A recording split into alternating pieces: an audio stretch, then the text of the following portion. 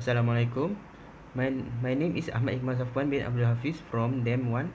Today I would like to share about Factories and Machinery Act 1967 and FMA 1967 main section in OSHA.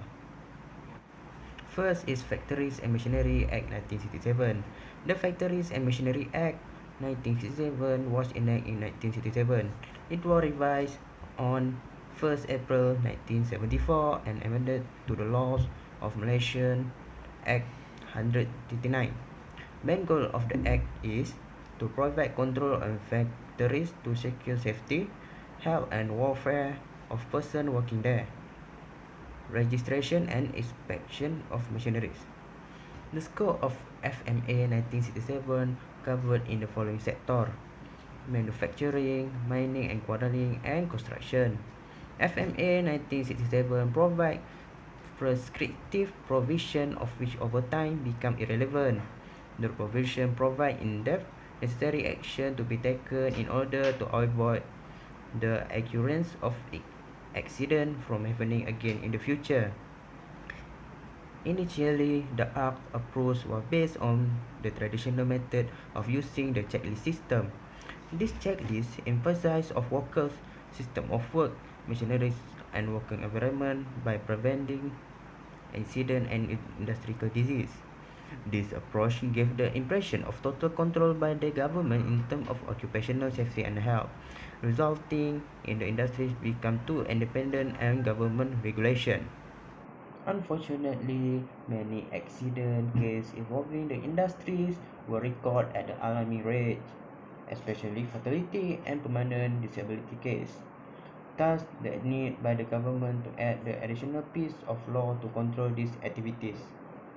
Next is FMA 1967 main section. There are 6-part section in this video. Part 1. There must be premise and its boundaries can be defined. Between the premise, there is manual labor doing process. The process must involve the making, altering, repairing, ornamenting, finishing, cleaning, washing, breaking up, demolition, and adaptation for sale. The process must be for trading. Factory may be defined as any premise or part of premise created for the purpose of gain to any business, where 5 or more persons are employed. Covers or place of work using machinery, including building operation and work of engineering construction. Part 2. Premise must be structurally sound with safe access to work areas. Materials and goods must be safety step. Section 10. Machinery must be of sound construction and dangerous part must be fenced. Section 14, 15 and 16. Employees must not misuse safety and health equipment. Section 20. Employees not to endanger himself or other person. Premise must be kept in clean state with adequate workspace, ventilation and lighting and toilet. Section 22.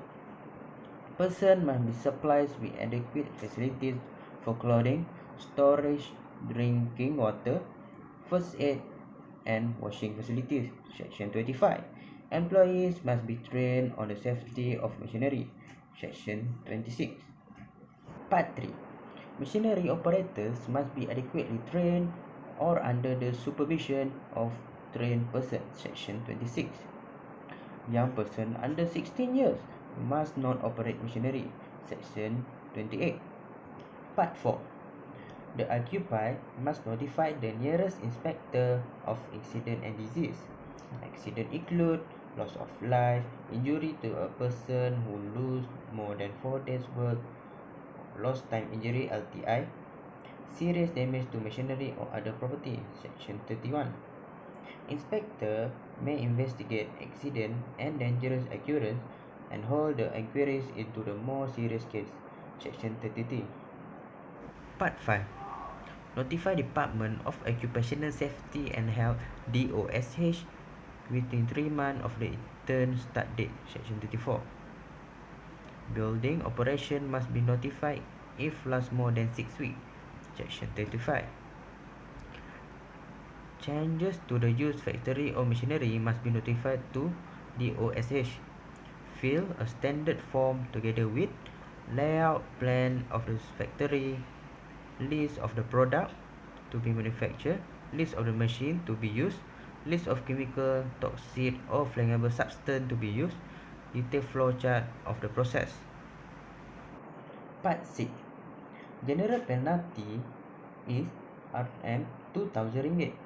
Certain section is Rm 5000 ringgit. Section 51. Or in prison not exceeding 2 years or both. Thank you for lending me your time to watch the video. Don't forget to leave a like, and again, thank you.